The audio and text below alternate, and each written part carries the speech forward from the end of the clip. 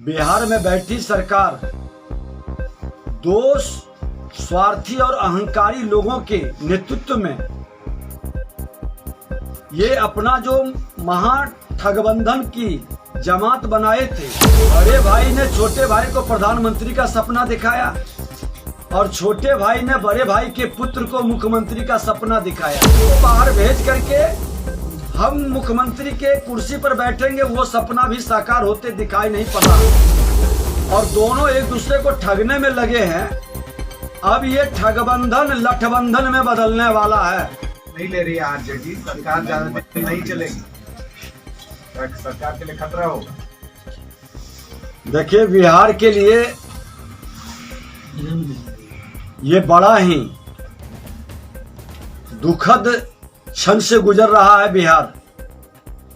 बिहार में बैठी सरकार दो स्वार्थी और अहंकारी लोगों के नेतृत्व में ये अपना जो महागठबंधन की जमात बनाए थे, एक दूसरे को ठगने के लिए बड़े भाई ने छोटे भाई को प्रधानमंत्री का सपना दिखाया और छोटे भाई ने बड़े भाई के पुत्र को मुख्यमंत्री का सपना दिखाया। अब प्रधानमंत्री की सपना में मुख्यमंत्री जी का कहीं से दाल गल नहीं रहा है। लोग इनको तरजीह नहीं दे रहे हैं। लग रहा है कि अब हमारे साथ कोई खड़ा नहीं है, तो ये मुख्यमंत्री का कुर्सी अब छोड़ने के लिए तैयार नहीं है। और छोटा भाई जिस उद्देश्य से आया था कि इनको बाहर भेज करके हम मुख्यमंत्री के कुर्सी पर बैठेंगे, वो सपना भी साकार होते दिखाई नहीं पड़ रहा है और दोनों एक दूसरे को ठगने में लगे हैं।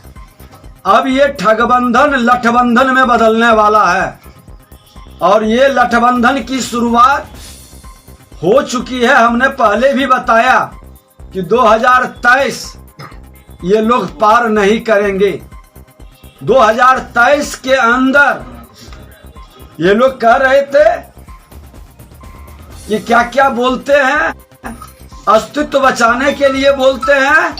तो मैं उन तमाम मित्रों को बता दूं कि विजय सिन्हा राजनीति बिना भय और लोभ के किया है और भारतीय जनता पार्टी का एक सिपाही के रूप में, एक सामाजिक सैनिक के रूप में जनता की आवाज को सड़क से सदन तक उठाया है।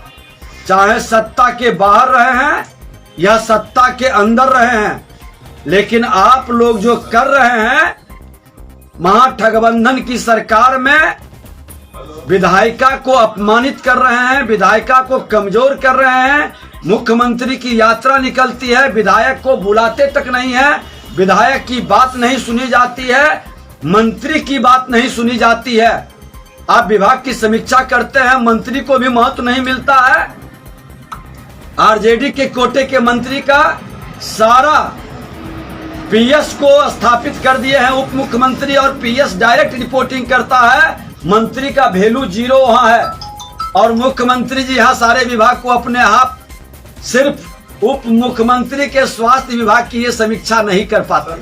सर, विशेष इधर जरूर है। मैं थोड़ा एक और सवाल लेना चाहूंगा कि अभी जीतन राम मांझी ने जिस तरीके से बयान दिया है, कहा है कि सरकार के लिए खतरा होगा, तो क्या आपको लगता है कि सुधाकर सिंह जो जिस तरीके से लगातार नीतीश कुमार को घेर रहे हैं, ऐसे में ये कहीं आरजेडी की तरफ से ही तो उन्हें नहीं इशारा है? क्योंकि लगातार वो 2005 की बात खुले मंच पर करते आ रहे हैं। देखिए, खुल करके हमने उसी को, विषयांतर नहीं है, उसी विषय से जुड़ा विषय आपको कहा कि ये ठगबंधन ठगने की तैयारी है और लठबंधन की तैयारी हो चुकी है। माननीय जीतन राम मांझी जी भी अनुभवी लोग हैं और इनके सारे खेल को वो देख चुके हैं। कभी इनको मुख्यमंत्री बनाया, कभी गर्दन पर हाथ रख करके बाहर का रास्ता दिखाया और ये खेल की शुरुआत हो चुकी है। बजट सत्र पार कर जाए, यही बड़ी चीज है और ये खेल लंबा होगा। माननीय नीतीश कुमार जी को कुर्सी से उतार के ये लोग छोड़ेंगे, कोई नहीं बचा पाएगा क्योंकि ये तैयारी कर चुके हैं। और मैं जो कह रहा हूं उसकी सत्यता की जांच का लक्षण ये प्रकट हो रहा है। हम तो हफ्ता पर पहले ही बोले थे और वो लक्षण सब प्रकट हो रहा है। अब देख लें आगे होता है क्या क्या।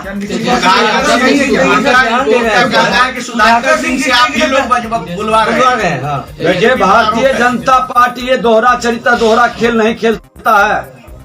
जो बोलने का रहता है, भारतीय जनता पार्टी का नेता डायरेक्ट बोलता है, पीठ पर वार नहीं करता है। मैं धोखा दे करके नहीं, हाँ ये जरूर है कि मैं सत्ता के लिए नहीं, सुशासन स्थापित करने के लिए हम काम करते हैं। हम चाणक्य बनकर चंद्रगुप्त बनाते हैं, लेकिन जब कोई दगा करता है तो फिर जनता उसको सजा देती है। सुधाकर सिंह, क्या फिर आपके साथ आने की बात है क्या? मैं बता दिया कि माननीय नीतीश कुमार जी हो या सुधाकर सिंह हो या तेजस्वी यादव जी हो, जो देश के प्रधानमंत्री नरेंद्र मोदी जी का लाल किला से आह्वान है कि भ्रष्टाचार मुक्त भारत बनाने का, और महात्मा गांधी का, जेपी का, लोहिया जी, पंडित दीनदयाल उपाध्याय जी का जाति विहीन समाज बनाने में जिसको विश्वास है, राष्ट्रवाद के पथ पर जो चलेगा, सबका साथ, सबका विकास, सबका विश्वास, सबका प्रयास, वही भारतीय जनता पार्टी के साथ आएगा। और जो इस पथ पर नहीं चलेगा, जातीय उन्माद फैलाने वाले के लिए मेरे पार्टी में कोई जगह नहीं है। नड्डा जी का बयान आया है, एक बार सोचिए कि क्षेत्रीय पार्टी जो है वो खत्म हो जाएगी, अस्तित्व उसका खत्म। एक बार सोचिए, उन्होंने बयान दिया है, इसको क्या कहेंगे? स्वार्थ, अहंकार और भ्रष्टाचार अपराध के पोषक लोग का अस्तित्व नहीं बचेगा। जो जातीय उन्माद पैदा करके सत्ता प्राप्त करने की राजनीति कर रहे हैं, उनकी राजनीति समाप्ति की ओर है।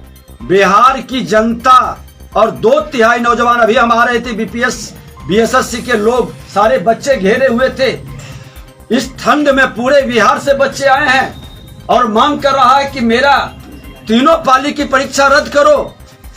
जो ये तमाशा किया है, क्वेश्चन आउट जिसके कारण हुआ है, जो टॉप शिखर पर बैठा है उसकी जिम्मेवारी तय करो, उस पर कार्रवाई करो, उसको जेल भेजो, उसकी संपत्ति जब्त करो जो अवैध रूप से माल कमाता है बीपीएससी या बीएसएससी के अंदर।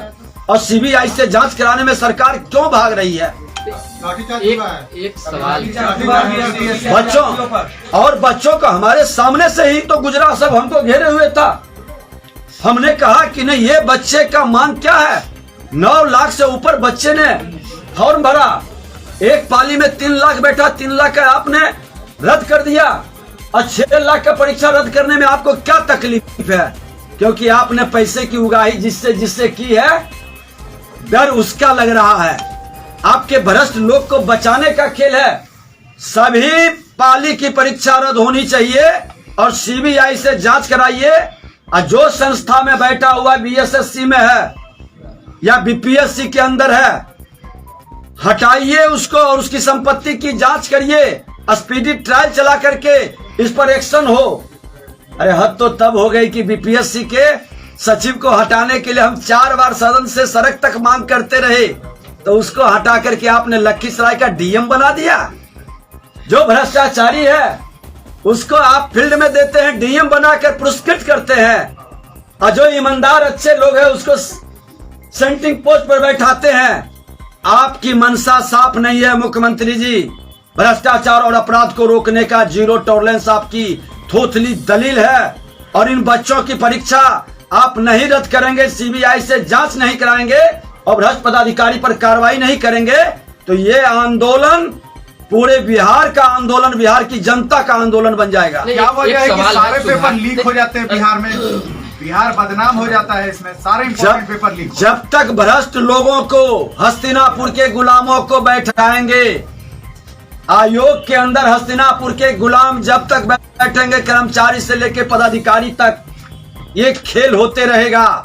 और मुख्यमंत्री जी, आपके शासनकाल में, बड़े भाई छोटे भाई के शासनकाल में आपने प्रतिभा का हनन किया है, प्रतिभा का दमन किया है। अब बच्चे स्वीकार नहीं करेंगे, लाख जातीय उन्माद फैला लें, सब बंधन को तोड़ करके सरकार के विरुद्ध में बड़े भाई छोटे भाई से मुक्ति की लड़ाई का प्रारंभ करेंगे। एक सवाल है, सुधाकर सिंह जिस तरह से मुख्यमंत्री पे हमलावर हैं, कभी शिखंडी कहते हैं, कभी बेशर्म कहते हैं, कभी तानाशाह कहते हैं, बीजेपी किस रूप में देखती है इस बयान को? देखिए माननीय मुख्यमंत्री जी, जो पेड़ बोए हैं उसी का फल वो काटेंगे, और वही शुरुआत हुई है। पेड़ रोपे पेड़ बबूल का तो आम कहां से होए। आपने जंगल राज लाने वाले को कहा था कि ये जनता राज है, लेकिन वो जनता राज नहीं, वो गुंडा राज है। खुल करके 1000 राउंड गोली चलता है कोलवरी में खनन विभाग का मामला पर आपने चुप रह गया। शादी ब्याह के मामला पर गोली चलता है, कार्रवाई नहीं करेंगे। मर्डर होगा तो उसको एक्सीडेंट का मामला बता देगा, कार्रवाई नहीं करेंगे। और भ्रष्टाचारियों को डीएम बना के पुरस्कृत करेंगे तो आपको ये सजा भोगना पड़ेगा, और वो जो बोलेगा आपको सुनना पड़ेगा। बयान गलत है या सही, बस ये बता दीजिए। मैं तो बता रहा हूं कि राजनीति में मर्यादा का पालन होना चाहिए, लेकिन अगर जो हम उस अमर्यादित लोगों के बीच में जाके बैठते हैं तो फिर मर्यादा का पालन का हम कैसे अपेक्षा रखेंगे। सर एक सवाल है कि एनडीए गठबंधन का हिस्सा है चिराग पासवान भी और उनके चाचा पशुपति पारस, तो क्या लगता है कि चिराग पासवान और उनके चाचा पशुपति पारस को एक साथ आ जाना चाहिए? मैंने सवाल किया कि क्या चिराग पासवान और पशुपति नाथ पारस को एक साथ आ जाना चाहिए? देखिए वो उनका मामला है, और एक चीज बता देते हैं, भारतीय जनता पार्टी किसी के पारिवारिक या पार्टी की व्यवस्था में कोई हस्तक्षेप नहीं करती। बिहार सरकार में कल से यात्रा पे निकल रहे हैं मुख्यमंत्री, और इस यात्रा का नाम दिया है समाधान यात्रा। मैं बता दूं कि हमने तो ट्वीट भी सवेरे किया कि समाधान यात्रा, किस चीज का समाधान? भ्रष्टाचार का, अपराध का, ये हमारे बच्चे नियुक्ति घोटाला का समाधान, ये शराब से, जहरीली शराब से मरे लोगों के आंसू पोंछने, उस अनाथ को मुआवजा देने का, किस चीज का आप समाधान करने जा रहे हैं जब जनता से आप मिल नहीं रहे हैं? जनता से नहीं मिलेंगे, जनप्रतिनिधियों को आमंत्रण नहीं देंगे, विधायकों को नहीं बुलाएंगे, तो किसके साथ बैठ के समाधान कर रहे हैं? वही चौकड़ी के साथ जो जनता को परेशान कर दिया है, जनता की समस्याओं को नजरअंदाज करके जनता के बीच भ्रष्टाचार और अपराध बढ़ा दिया है। ये समाधान नहीं, ये व्यवधान यात्रा है, और ये व्यवधान यात्रा इनकी विदाई यात्रा के रूप में आज से शुरू हो रही है। ये हमको लगता है कि इनकी यात्रा खत्म होते होते बिहार की जनता की धैर्य टूट जाएगी, और 2/3 नौजवान इनके विरुद्ध एक नया शंखनाद करके इनकी विदाई तय कर देगी। ठीक है।